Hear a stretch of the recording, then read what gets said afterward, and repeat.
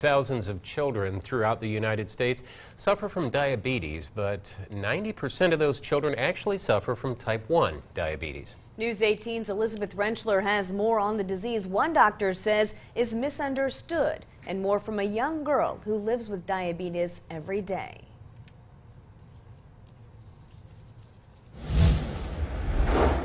Six-year-old Eden Speaks of Lafayette attends kindergarten at Murdoch Elementary School, and all too often, her classmates ask her the same question. They ask what the pink thing is on my side, but I tell them it's a pump, and then they ask the same question over and over again sometimes. Eden suffers from type 1 diabetes, which occurs when your body stops making insulin. Eden was diagnosed with diabetes when she was 4 years old, and her mother, Brittany, says she clearly remembers the day it happened. She was sitting watching television and just lethargic, like she was just staring at the wall, wouldn't even respond to us. Brittany says when they got to the hospital, Eden's blood sugar was close to 500. For a child her age, Brittany says it's supposed to be between 80 and 120.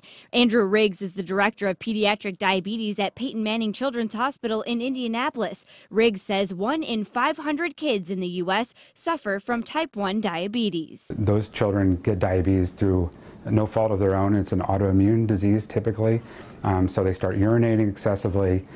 We don't know what causes type 1 diabetes other than the fact that the body starts to destroy its own ability to make insulin. Riggs says there is no treatment for type 1 diabetes, but it can be controlled through insulin injections or an insulin pump.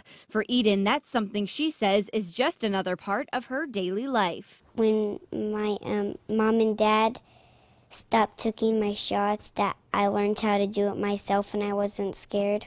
And Eden's right. Scary shouldn't be a word used to define type 1 diabetes. And type 1 diabetes shouldn't be a word used to define Eden. Kids with type 1 diabetes can do virtually anything that anybody else can do. They just need to check their blood sugar and take insulin on a regular basis. And what they want the rest of us to know is that this disease, diabetes, doesn't define who they are. Reporting in Lafayette, Elizabeth Rentschler, News 18. You can find much more on these and other topics on our website. Go to WLFI.com, click on the Community tab, and then Eye on Kids. WLFI's Eye on Kids is presented by Alcoa, Wabash National, Nan Shan, and Franciscan St. Elizabeth Health.